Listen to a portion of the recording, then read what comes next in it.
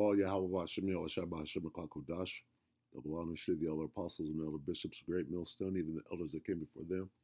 Tell us this truth. Shalom and salutations to all the brothers out pushing the word in truth and in sincerity, hopeful like Tabernacle of David. I'm the elder Yahshua. I'm back with the WW3 Daily update. And today is War and Rumors of War Tuesday, which every Tuesday we go to Matthew 24 and we read verse 6 and what we're looking for. This phrase, wars and rumors of war. Famous phrase there. And we read the whole precept in the King James, Matthew 24 and 6, and you shall hear of wars and rumors of war. See that you be not troubled, for all these things must come to pass, but the end is not yet. Then what we do is we go into 6 here and we read these other versions, if you will. NIV reads rumors too. You will hear wars and rumors of war in the NIV. In LT, wars and threats. We got rumors, we got threats. Come down here to good news, and you got news. Good news, news. Rumors, threats, news, and reports. Reports, rumors, threats, news. Okay? The fame of World War III. And you will hear of the fame of World War III. Okay? So, that's what we're looking for. Rumors, threats, news, reports. Trump's biggest humiliation, U.S. blockade fails. Iran tightens noose. Let's hear the news. The United States is set to unleash new economic sanctions against Iran to pressure the regime in Tehran. U.S. Treasury Secretary Scott Bessent wrote on Sunday, President Donald Trump and the overwhelming might of our military have significantly dismantled Iran's military capabilities and weakened its nuclear program. Now we are entering the end game. At dawn begins an economic D-Day, the single greatest financial offensive ever marshaled against an adversary. The economic pressure comes as the Iranian rial crossed 2 million to $1, a historic low for the country's currency. The head of Iran's Supreme National Security Council responded on X, saying if the economic war continues, not a single drop of oil will be exported, neither through the Strait of Hormuz nor anywhere in the Persian Gulf. Iran will regard any country's participation in or support for America's economic war against the Iranian people as an act of war. Despite this statement, reports do indicate that crossings through the Strait of Hormuz are up 400% over the last 2 weeks. The United States is overseeing vessels out of the Persian Gulf through a safer southern passage. The passage does allow for millions of barrels of crude oil to be exported each day. Still, the Iranians remain defiant. The United States dollar, the undisputed king of global finance for the better part of a century, has suddenly found itself on shaky ground, and the man holding the reins, President Donald Trump, appears to have lost his grip. As the Trump administration prepares to unleash what Treasury Secretary Scott Bessent has audaciously dubbed an economic D-Day against the Islamic Republic of Iran, the very foundations of American economic hegemony are beginning to crack. The Iranian rial has crashed through the floor, hitting a staggering 2.02 million against the US dollar on the open market. On the surface, this looks like a victory for Washington's maximum pressure campaign, but a deeper, more troubling reality is unfolding. The sanctions weapon designed to cripple Tehran is boomeranging back to strike the American economy with a force that could leave the average US citizen bleeding financially for years to come. The streets of Tehran are tense, yes, but the mood in the corridors of power is far from defeatist. Iran's leadership, through state media and diplomatic channels, has delivered a stark warning to the American people. Your government's new economic war will not deter us from our path of honor, but it will impoverish you.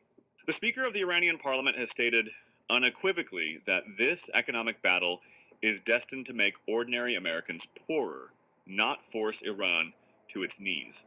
It is a masterclass in psychological warfare, turning the narrative of crippling sanctions on its head. And they have a point. At the same time, on his Truth Social platform, Trump is posting in his trademark all-caps style that Iran is completely collapsing. This bravado is a desperate attempt to mask the colossal failure of his military strategy. After 6 months of brutal war and a naval blockade, the Iranian government has not toppled. Instead, Tehran is tightening its own noose not on its own people, but on the global oil supply chain through the Strait of Hormuz. This sets the stage for a conflict where the US dollar's supremacy is not just challenged, but actively undermined by the very policies meant to defend it. Friend, if you are watching this, you are witnessing the beginning of the end of the American century as we know it. If you are not already, please hit that like button, share this video with everyone you know, and drop a comment below, even if it's just a dot to tell the algorithm you were here. Subscribe to this channel now and join the fight for honest journalism that tells you the truth, not the propaganda. The mainstream media won't tell you this, but we will. Stay with me. Now let's get into the nuts and bolts of this unfolding catastrophe. The phrase economic D-Day is not just a catchy soundbite from Treasury Secretary Scott Bessent. It represents a fundamental shift in strategy. Having failed to achieve a decisive victory through military means, with the occupation forces and their American backers unable to break Iranian resistance, the White House is now betting the House on financial warfare. Bessent has promised to sever every economic lifeline that sustains the Iranian regime. But here is the rub, and it is a rub that the architects of this policy in Washington seem willfully blind to. The global economy is not a U.S. monopoly anymore. When Bessent warns that the world should understand that our objective is to sever every economic lifeline that sustains the tyrannical regime until Tehran stands alone, he is making a threat that Washington simply does not have the power to enforce.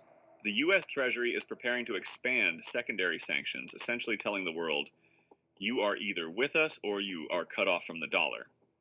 This is the financial equivalent of a nuclear ultimatum, and it is a move of pure desperation. This is where the strategic huddle becomes a complete impasse for Trump. The Chinese factor is not just a variable in this equation, it is the equation itself.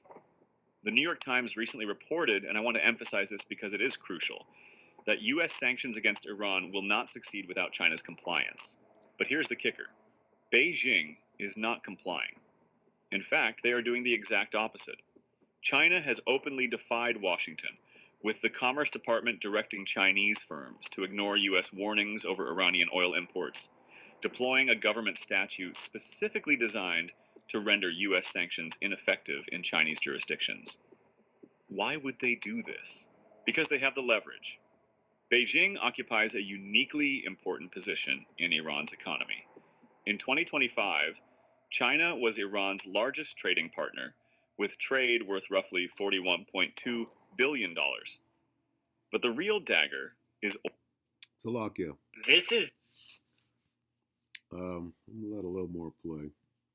But, I mean, so a lot of geopolitics going on here, but this is why, okay, because as we speak, people are choosing sides right now. Who did I watch? I watched an earlier lesson, and it was all about how everybody right now, you have to, if you're undecided on which side you're on, I wish I would have recorded it. So lucky, bear with. For as much as 90% of Iran's oil exports. These are not just small-time smugglers, these are large independent Chinese refineries, known as teapots, which are relatively insulated from the international financial system. So, while Bessent blusters about isolating Tehran, Chinese tankers are still loading up on discounted Iranian crude, keeping the Iranian economy afloat and providing Tehran with a crucial source of foreign revenue. Now everyone's aware that all of a sudden SWIFT can be weaponized, and to dodge sanctions, there has to be alternative forms of reserve currencies. What's actually going on is oil is continuing to move just without the West's involvement. Okay, meaning what? Well, the West has to develop their own oil situation now, because who's getting the oil coming out of the Middle East? Certainly Iran is moving oil, ain't they? He just said that. Who's getting it? China, Russia. Who's who are the main players in the World War III? China, Russia, Iran. Okay. Yeah, you can get oil from Venezuela, but what? What does it take to refine it? So the premium oil is still coming from where it has been for the last 70 years. All right. So whatever's going on here is a problem, right? And it's a bottleneck, and it ain't nobody's getting around it. That hasn't changed the fact that the dollar still remains the number one form of international For one sentiments more globally. week. Has de-dollarization accelerated? Absolutely. But there are still, by they I mean the Americans, are still number one when it comes to foreign currency reserves around the world for a whole variety of reasons, among which is that there are many countries around the world, by the way, that still have a dollar peg and even a currency board, Hong Kong being one of them. And so it's important for the world. The world hasn't moved away from, like you said, the dollar-centric system just yet. Just yet. Yeah, it's has the numbers speak for themselves. It hasn't moved away. What we're seeing though is a lot of indications that it's, I think it was I can't remember which guest said it. Anyway, so he was talking about how the law of parabolic growth and how things happen slowly and then suddenly. And we're looking at the yields, treasury yields. I think it was showing the graph how the U.S. national debt. I was going up, Yeah. and then suddenly hockey sticks. And he's saying that we're seeing all these indications. Chris Martinson, economist Chris Martinson, we're seeing all these indications that, and you should have him on your show. He's great. That there's the loss of faith in the dollar, whether China's building an alternative, countries dumping U.S. treasuries, etc. So these bond yields, it seems that Bassett has lost control of the markets as well, being able to influence the yields on the long end of the curve, and all these indications show that the world is on a tipping point where suddenly when real de-dollarization begins, it will happen a lot faster than people expect. I'm not saying this is the case. I think it will take pretty long. Yeah. It's such an ingrained and massive system, especially when you put the euro dollar look at the euro dollar market, the dollars outside the US on banks' balance sheet. Okay, so what is being talked about here? I'm going to go ahead and stop it right there. De-dollarization. You see, under the mask of geopolitics, what's really, and some sort of World War III, what's really going on is a great reset. Okay, so and how it's going down, right, is very peculiar to say the least. So if things seem fishy, right, that's because two things are going on. They're doing this reset and they're fighting about it. Right? They're trying to be sneaky while they're doing it, but it's going to turn into World War III because nobody can be trusted.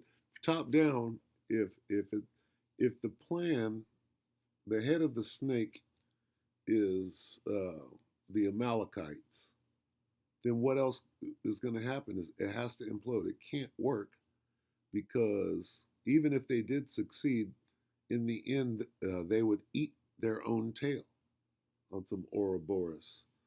This abominable beast, right? When he's done killing everybody, what is he going to do? He can kill himself because he's an automatron. And that's the moral of the story. But what we see, right, is a diabolical plan that has gone awry and it's going to come to naught. All right. They thought that they could, do this great reset, right? And they probably promised each other what they needed to in order to move forward. And shortly after that, then the scheming began about who was going to run shit. And here we are. So anyway, the whole thing is doomed. right? And this guy is about to, his foot is clearly sliding right now. So, and the result is all out World War III, right? And we see it, we know, and people are got their ostrich head in the ground, hoping, that they'll get another reprieve. It's too far gone now, and things are speeding up and out of control. All right. So I'm gonna make my way out the conventional way, which is Revelation 11, because that's where, they haven't declared it. They probably won't. Well, it's just a skirmish. It's just it's a conflict. Like Nam, the Nam was a conflict though. It wasn't a war. The Vietnam War, don't say war. It was a conflict. It was a skirmish, eh? Revelation 11:14. In any version, the second woe has passed. Behold, the third woe is coming shortly. With that, we pray the elect were edified. Just a little update. More tomorrow. Shalom.